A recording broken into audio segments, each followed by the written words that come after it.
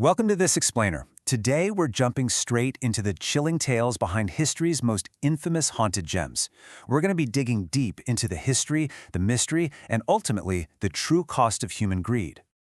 Imagine opening a bank vault and finding a heavily locked box with a warning that the stone inside is trebly accursed, stained with blood, and carrying the dishonor of everyone who has ever owned it. That's exactly what happened in 1904. It's an incredibly dramatic warning, and it thrusts us right into the dark world of cursed artifacts. But as we'll see, the story behind it is even stranger. Act 1. The Great Impostor. So let's start with the legendary Delhi Purple Sapphire. This thing was so deeply feared, it was locked inside 7 nested boxes, all surrounded by protective Egyptian charms.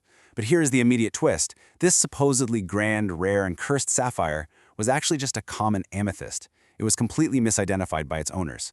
This introduces a totally fascinating idea right off the bat. Human perception around these objects is deeply, deeply flawed. Let's track where this stone actually went. Its path of destruction supposedly began with its theft from the Temple of Indra by a British cavalryman during the 1857 Indian Mutiny. It passed through various troubled hands until 1890, when it landed with scientist and writer Edward Heron-Allen. Eventually, he got so spooked he locked it away in 1904, and his daughter donated it to the Natural History Museum in 1944. The sheer chaos this rock supposedly caused is mind-blowing. Colonel W. Ferris faced total financial ruin and a complete health collapse. A friend of the family literally committed suicide shortly after borrowing it. An opera singer permanently lost her voice after wearing it just once. And Heron-Allen himself? He claimed he was haunted by the apparition of a Hindu yogi searching for the stone. The curse was apparently so strong that when Heron-Allen threw it into the Regent's Canal, a dredger found it and a jeweler returned it right back to him. You can't make this stuff up. But hold on a second. Was it actually supernatural? Experts are quick to point out that Heron-Allen was literally a fiction writer. In fact, he penned a spooky tale titled The Purple Sapphire in 1921 under a pseudonym, which really leaves us wondering if the whole curse was completely fabricated, just a grand story spun by a guy who made his living inventing compelling narratives. Act 2. A Trail of Tragedy. Okay, while the Delhi Sapphire might just be a tall tale, some stones carry a historical track record that is undeniably devastating. 45.52. That is the exact carat weight of the world-famous Hope Diamond, a stunning deep blue gem that has left a highly verifiable wake of death and madness for centuries. The history here is stained with genuine tragedy. From the grisly end of the French monarchy, where King Louis XVI and Marie Antoinette were literally beheaded, all the way to the absolute devastation of the American heiress Evelyn Walsh McLean's family. Her son died young in a car crash, and her daughter passed away from a sleeping pill overdose. It's a very real trail of heartbreak.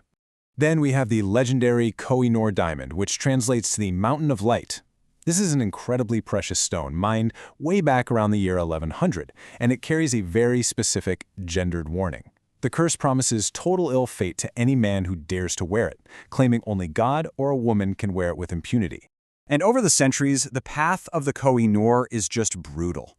As it passed from victim to victim, it absolutely decimated the lives of Mughal rulers and Persian successors. We see exile in the 1500s, imprisonment in the 1600s, and straight-up assassination in the 1700s before it was finally taken to England for Queen Victoria in 1849. And the eerie pattern just keeps repeating. Take the Black Orlov diamond. A diamond dealer who brought it to the U.S. and 2 Russian princesses who later possessed it all leaped to their deaths from tall buildings. It's terrifying. Act 3. The True Curse Revealed. So we have to pull back the curtain here to discover what all these seemingly supernatural stones actually have in common. Ask yourself, if someone handed you a priceless diamond with a guaranteed, documented history of ruining its owner's life, would you take it?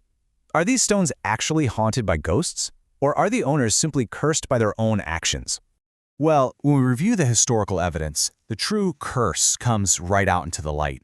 Every single one of these gems was stolen, looted, or taken through brutal violence. Just look at the origins: bloody mutinies, murder, the literal plucking of gems from sacred idols, being taken by force across entire empires. The common thread is always theft. This really forces us to shift our perspective from spooky ghost stories to actual human psychology. On one side, we have supernatural spirits punishing innocent jewelry owners, but the historical reality It's all about the violent history of imperialism, extreme greed, and the psychological guilt of the conqueror. There's a supreme irony here, right? Thieves and conquerors complaining about bad luck after pillaging sacred artifacts.